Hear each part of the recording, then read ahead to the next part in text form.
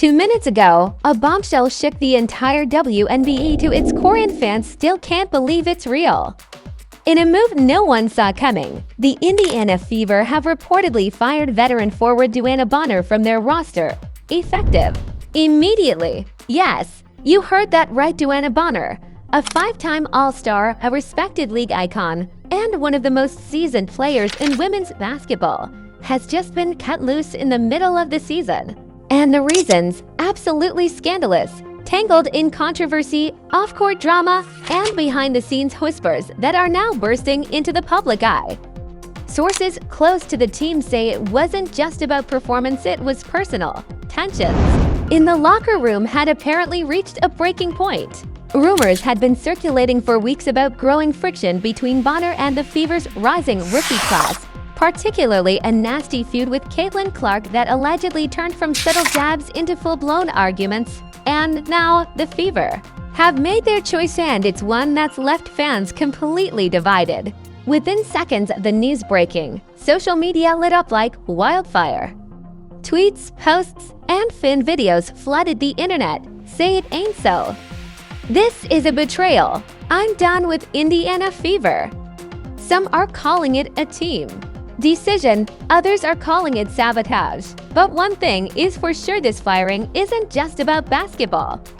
This is about ego, influence, and a power struggle that exploded when no one was looking. What exactly happened between DeWanna and the Fever's front office? Was this a mutual parting, or was she pushed out?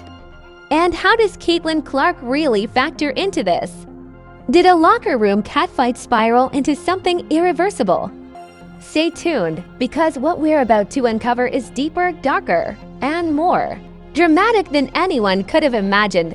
When the news first hit Twitter, just a single, explosive line reading "Indiana Fever parts ways with DeWanna Bonner effective immediately," no one believed it. Not even the sports insiders, not even her haters.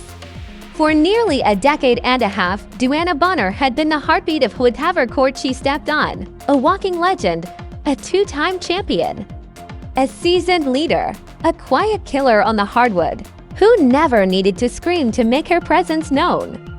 So why would the Indiana Fever team desperately climbing back into relevance fire her mid-season, without a press conference, without a thank you, without even a warning? It didn't make sense until the secrets started leaking out. According to multiple sources close to the organization, the root of the drama wasn't about Bonner's performance, it was about her power. Word is, she had too much of it. When she was brought into the Fever locker room, everyone assumed she'd be the steadying veteran force, a mentor, a calm presence for the younger players, especially with rookie sensation Caitlin Clark entering the scene. But insiders say Bonner wasn't interested in playing babysitter. She wasn't here for the media circus. She wasn't here to tiptoe around egos, especially when it came to Clark, whose star power had already eclipsed most of the league before she even played her first professional game. And that's where the cracks began. At first, it was subtle. Practices filled with awkward silences, quick glances exchanged between Clark and Bonner. Small things: who took the last shot during scrimmage, who spoke first during post-game interviews, who got the coach's ear during timeouts. But behind the scenes, things were reportedly tense. Several unnamed players on the Fever told a league source that Bonner didn't vibe with the direction the team was headed. She felt like she was being pushed aside, one source claimed. Like they were building everything around Caitlin and she was just supposed to smile and fade into the background. But DeWanna Bonner is not the type to fade into anything. And soon, that quiet tension exploded into something that couldn't be ignored. It allegedly happened after a brutal loss against Las Vegas. The Fever had been completely outplayed, and the locker room was already fragile. Bonner, visibly frustrated, called it closed-door players-only meeting. According to leaked reports, she told her teammates point blank, "Some of y'all more worried about TikToks than defense." While she didn't name names, everyone knew who she meant. Caitlin Clark, America's sweetheart, brand ambassador. No millionaire turned pro star had just launched a video with a high-end fashion brand that morning, hours before the game. She'd posted it with the caption, "Win or lose, always serve."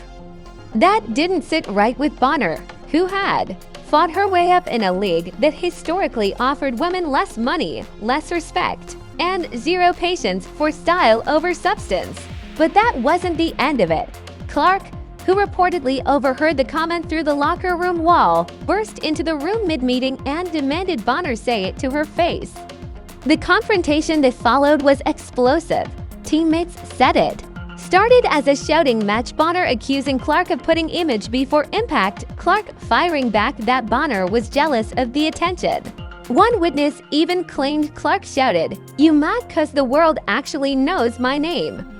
Bonner allegedly responded with a calm but cutting line, "Yeah, and they got no mind for ending this circus." The team's coaching staff reportedly broke it up before it got physical, but the damage was already done. From that moment on, the energy inside the Fever locker room shifted. There were side conversations, whispered alliances, players choosing between the old guard and the new face of the franchise. Bonner, who once commanded quiet respect, suddenly found herself isolated. Not officially benched, but her minutes started decreasing. Her voice in the huddle was less heard. And according to insiders, she stopped talking to teammates off the court altogether. At one practice just a week before the firing, things hit another boiling point. Bonner had reportedly refused to run a final set drill designed specifically for Caitlin Clark, rolling her eyes and muttering under her breath, "Everything always gotta be about her." Coaches pulled her aside. She didn't apologize. In fact, she reportedly said, "Y'all got what you wanted. Go let your star lead." It was the beginning of the end. The front office was caught in a bind. On one hand, Bonner was a legacy player respected around the league, loved by coaches who had seen her grow from a young spark to a franchise leader. But on the other hand, Caitlin Clark was ratings gold. She was bringing in new fans by the millions, single-handedly boosting jersey sales, filling seats, and attracting sponsors the Fever never had before. Bonner had the resume, but Clark had the future. And in the business of basketball, future usually wins. Still, firing DeWanna Bonner wasn't supposed to go down like this. Sources claim she had no warning, no sit-down, no team meeting, just a phone call from an assistant GM saying, "We're making changes. Effective today, we're releasing you." Bonner, stunned, reportedly responded, "Is this about performance or politics?" The voice on the other end paused, then simply said, "It's about progress." And just like she was gone, the news spread through the league like wildfire. Text threads lit up among WNBA players, coaches, agents. One league vet reportedly wrote in a private group chat, "If they can do D like that, none of us are safe." Players from other teams started subtweeting. Nika Obwemick posted a cryptic "Y'all forgot who built this league," while Skylar Diggins-Smith tweeted simply, "Trash, absolute trash." Fans, they were shook. Twitter was in shambles. On Instagram, a fan page called @WNBA Queens posted a carousel of Bonner's career highlights with the caption, "She didn't deserve this, period." The comments were full of heartbreak. "I just bought my Fever jersey with her name on it. She gave everything to this league and this is the thanks she gets." Team Caitlin or not, this was messy AF. Meanwhile, Caitlin Clark? Silent, no posts, no statements, just one Instagram story showing her at a photo shoot in New York, holding a basketball and laughing with her team. To some fans, it felt like she'd already moved on. To others, it felt like a slap in the face, but the real storm hadn't even started yet. Because after Bonner's firing, someone leaked audio, a short, shaky recording from that infamous locker room confrontation, and once the internet heard what was actually said between Bonner and Clark, everything changed. The leaked audio hit the internet like a meteor. It was barely 2 minutes long, slightly muffled, but clear enough to make out the voices and the venom behind them. Someone had recorded it from inside the Fever's locker room, and the moment it dropped, it sent the WNBA community into an all-out frenzy. You could hear the footsteps, the clatter of water bottles, then Bonner's voice. Calm, clipped, deliberate. You think because you're a trending hashtag that this team revolves around you, then Caitlyn's voice rose, unmistakably. Sharp. It's not about a hashtag. It's about winning. Something you haven't done in a long time. The guests were audible. The clash of generations, the sting of ego, the unraveling of team chemistry all caught in real time. And then the final blow. Bonner's voice. Cold and razor-edged, you don't lead with your stats, rookie, you lead with your soul. And yours is hollow, the clip cut off there. But the damage was irreversible. Fans immediately split into factions. One half rallied behind Bonner, praising her as a fearless truth-teller, the veteran who dared to call out hype culture. The other half, they saw her as bitter, outdated, unable to adapt to the new face of the league. Media outlets picked it up within hours. Sports anchors were playing the clip on repeat. This is not just a team conflict, said one ESPN commentator. This is a generational war. It's old school grind versus new era flash. And clearly, the Fever made their pick. Meanwhile, the Fever's front office scrambled for damage control. They issued a sterile, corporate statement. We are aware of the unauthorized audio circulating and are taking internal steps to investigate. We remain committed to unity, respect, and the continued growth of our team, but no one was buying it. The fans wanted answers. They wanted accountability. And most of all, they wanted to know who recorded the audio. Rumors swirled that it was a teammate, possibly someone caught in the middle of the locker room divide. Others speculated it was a staff member tired of the toxic environment that had festered all season. Whatever the truth was, the message was clear. Nothing in that building was sacred anymore, not even the locker room. Behind the scenes, Bonner was devastated but determined. She hadn't spoken publicly yet, but those close to her said she was heartbroken, betrayed, and disgusted. One of her closest friends in the league reportedly told a journalist, "She's done playing nice." You're gonna hear her side, and when you do, it's over for a lot of folks. Sure enough, just 3 days after her firing, Bonner sat down for an exclusive, unfiltered interview with a popular women's sports podcast. It wasn't a glossy sit-down with a network host. It was raw, honest, controlled on her terms. I didn't get fired for my stats, she began. I got fired because I wouldn't kiss the ring. She didn't mention Caitlin Clark by name, but she didn't have to. They brought me in to guide, to mentor. But what they really wanted was a babysitter. Someone to stand in the background while they put all their chips on one player. I wasn't about to play prop for a brand. Her voice didn't shake, she didn't cry. But every word landed like a punch to the league's carefully curated image. It wasn't just disrespectful, it was dangerous. You don't throw away veterans just because you got a camera magnet in the room. You don't build a culture around clicks. You build it around character. Fans went wild. Bonner's episode instantly became the most streamed in the podcast's history. WNBA legends, both retired and active, reposted it with fire emojis and messages of support. Diana Taurasi commented, "They always silence the ones who built the house." Simone Augustus tweeted, "Real one, period." Suddenly, this wasn't just about Indiana. This was about the entire league. And Clark, still no statement. That silence spoke volumes. Some fans defended her, saying she was being smart, staying out of the mud. Others dragged her for hiding behind PR teams.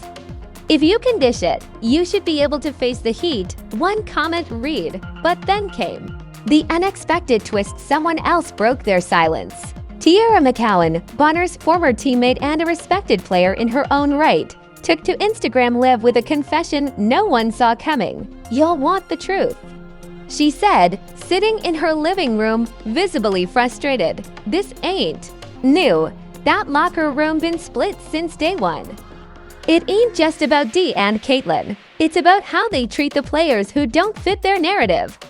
If you're not bubbly, brand-friendly, or camera-perfect, they phase you out quietly. Strategically, they just wouldn't go quietly. That's the real story. The live video hit over 2K views in one night. McCowan's DMs were flooded, and suddenly Bonner wasn't just a fired player, she was a symbol of resistance, of respect, of every underpaid, underappreciated vet who had been shoved aside in the age of viral fame. Meanwhile, inside the Fever's practice facility, tensions remained thick. Reports surfaced that team morale had plummeted since Bonner's exit. Some players felt gutted by how it was handled. One anonymous insider claimed, "We thought we were building something. Now it feels like we're just performing for the cameras." Practices were tense. The media was kept at arm's length. And despite the organization's attempts to rally behind Clark as the future, the air was different, heavier, awkward. In one particularly telling moment, cameras caught Clark sitting alone during warm-ups, none of her teammates near her, no high-fives exchanged. Social media picked up on it immediately. Notice how no one is around Caitlyn anymore. They iced Bonner out, now it's happening to her. Fans started asking a bigger question. Had the Fever accidentally turned everyone against each other? And then came the moment no one expected. DeWanna Bonner appeared courtside at a rival team's game. Not as a spectator in the stands, but as a guest of the opposing team. Wearing their hoodie, laughing with players, hugging coaches. It was a message, loud and clear. The league had moved on from Indiana. But Indiana, they were still unraveling. The moment DeWanna Bonner appeared courtside in a Connecticut Sun hoodie, cameras flashed like it was the Oscars. She wasn't hiding. In fact, she was glowing. Sitting next to her fiancé, fellow WNBA star Alyssa Thomas, Bonner looked relaxed, confident, even a little smug, as if she already knew the narrative had flipped in her favor. The crowd gave her a standing ovation when she was shown on the Jumbotron. Commentators whispered their takes with thinly veiled tension. Clearly, Bonner's not waiting around for an apology, one announcer said. She's letting her next chapter begin on her terms, and that was the thing. This wasn't just a comeback, it was a rebuke. Bonner had gone from the villain in Indiana's locker room to the league's most unlikely hero in less than a week.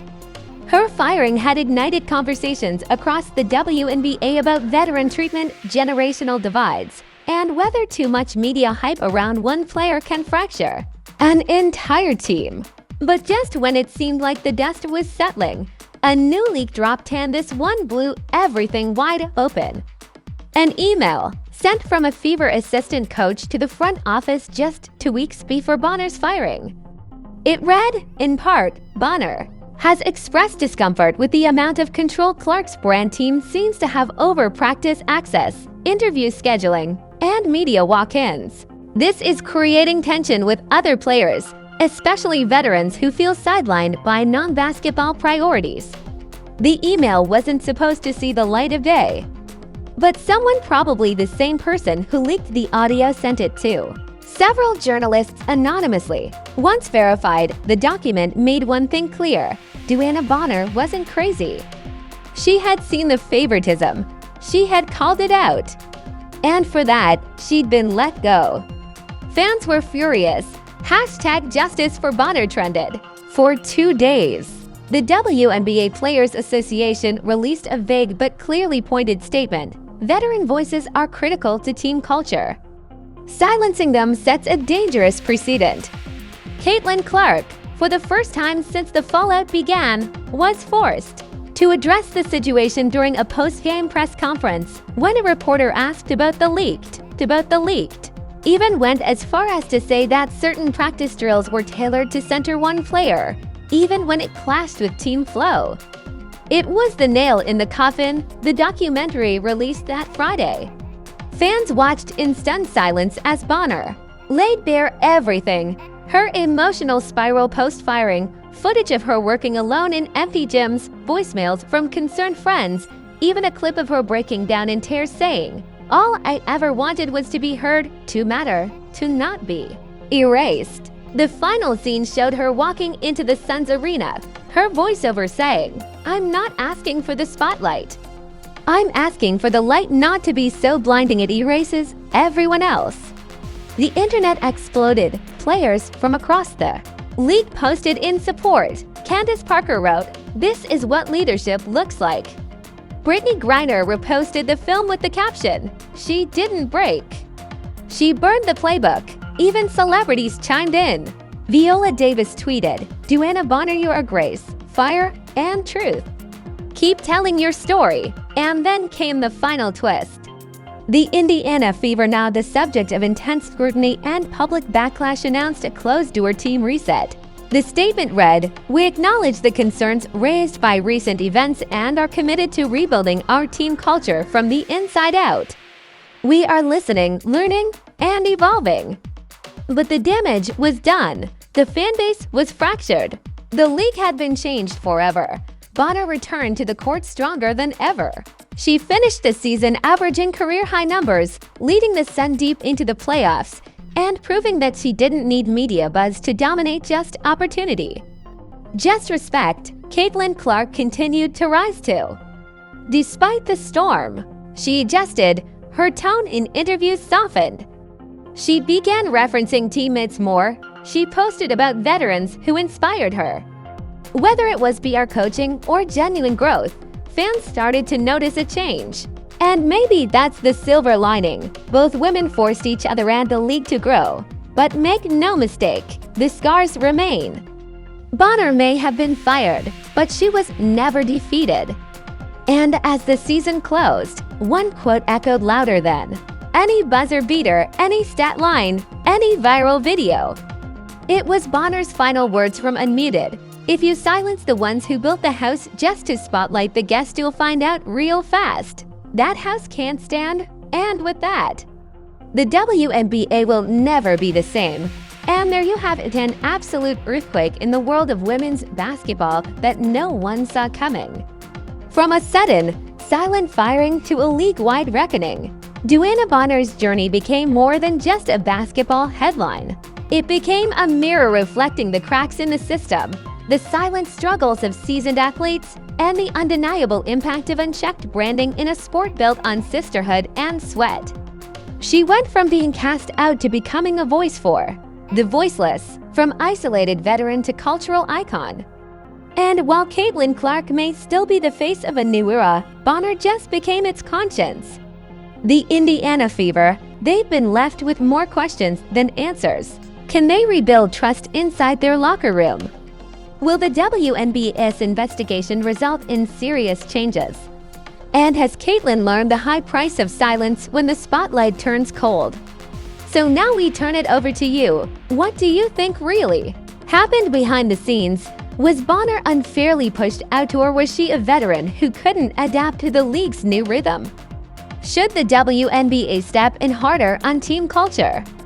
And do you think Caitlin Clark owes the fans and Bonner a real explanation? Let's get the conversation started in the comments below. Drop your hot takes, your theories, and tell us whose side you're on, Team Bonner or Team Fever. If this story kept you hooked, make sure to smash that like button, subscribe for more explosive sports drama, and hit that notification bell so you never miss the tea. Because in a league where the drama is just as real as the talent, you already know the next headline is always one pass away. Until next time, stay loud, stay passionate, and remember, the court isn't the only place where games are played.